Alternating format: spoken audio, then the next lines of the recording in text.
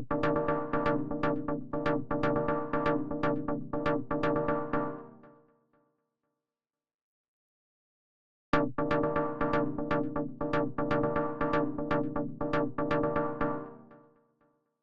think that how do you start? I think you have to equip yourself with the tools, whatever your trade is or whatever it is you want to do. Educate yourself as much as possible. Now, for your particular industry, how does one educate themselves? For film writing or script writing, get your hands on every book that you can. A lot of people go to film school, but I gotta say that hands on is totally different from book knowledge. I had met with a DP. He was like the third DP on my movie, and he went to USC Film School. Oh, yeah. You want to take it over? Yeah. No, no, no. What is a DP? Oh, DP is a director of photography. Thank you.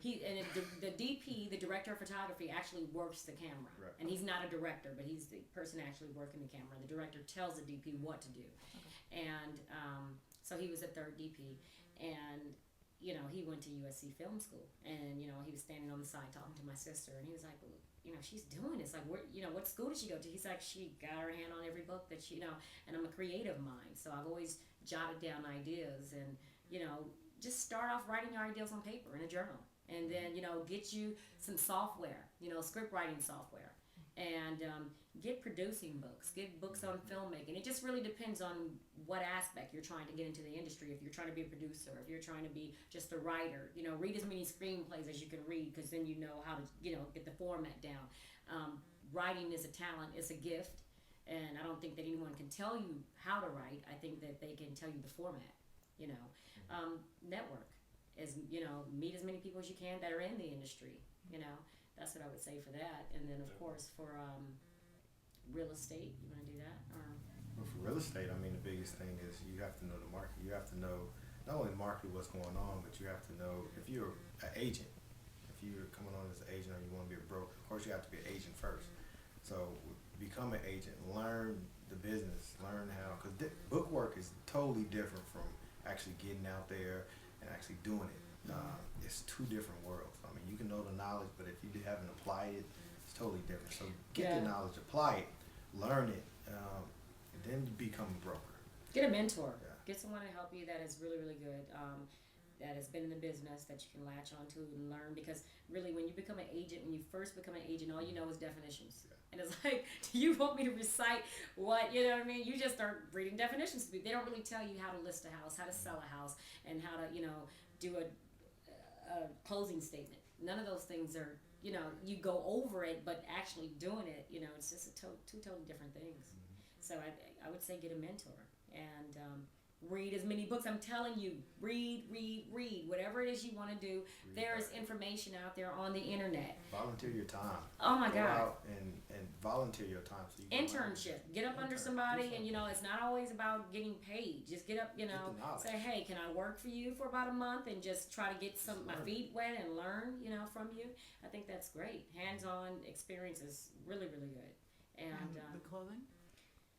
the clothing industry is a totally different ballgame, and it's a lot of work, and it requires money, and you have to do a lot of research. A lot of samples. You have to buy a lot of samples. Well, I mean, it's so detailed. It's not just the garment itself. You have to worry about the hang tags. And the tags. And you have to worry about the buttons. You have to worry about the color thread. Who makes it? How much it costs to make it? How much the freight costs to get it shipped over here? If you're doing it overseas in China or somewhere in a different country, you have to worry about all that. You have to worry about how much you're getting for wholesale, what you're going to sell it to retail, that they can make money. So your price points have to be right.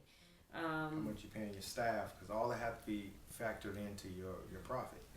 At the same time, you still want to be competitive with everybody else that's doing that your type of clothing, whether you're doing baby clothing, whether you're doing adult clothing, whether you're doing sweaters, onesies. I mean, it goes. And that's just the business aspect of it, but I wouldn't want to scare anybody away from it, because if that's your dream, again, I would say get some books. I would say go to a college, go to school, learn how to sew. If you want to be a designer, learn how to sew.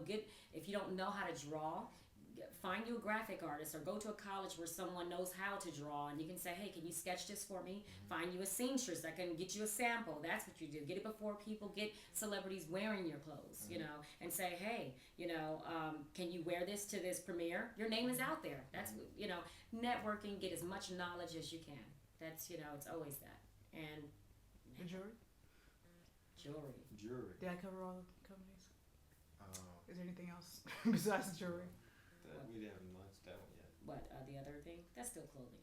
Yeah, that's Jewelry still like clothing? No, or- we have No, another we have clothing. another clothing thing that we're doing. Okay. But okay, the jewelry line. That's a lot of work. Yeah. Well, But it's worth still- anything worth doing. it's still knowledge of the industry and knowing what materials to use. Price points of those materials. Exactly. And so I started off creating jewelry, and I would look at some of the pieces in Neiman Marcus and Saks Fifth Avenue, and I was like, I can make this. I mean, it was beautiful jewelry, but I was like, I can make this. And so, of course, you find a great wholesaler is what you would do. Check out the materials and the durability of it, and the price points and everything, and find out who your market is, your demographic, who you're going to sell to, and once you've narrowed that down, just, it's funny because when I was going to broker school to get my broker's license, I had my jewelry with me. I would take it on the break, and I was like, I'm selling jewelry. I would unroll my little thing, and I was selling jewelry. It was like, I made this. So it's like, if you're going to make it, don't be afraid to sell it. Wherever you're at, bring it with you and say, hey, I got some jewelry, take a look at it. So you can't be afraid. You got to be aggressive in anything that you do. Also with designers, you have to.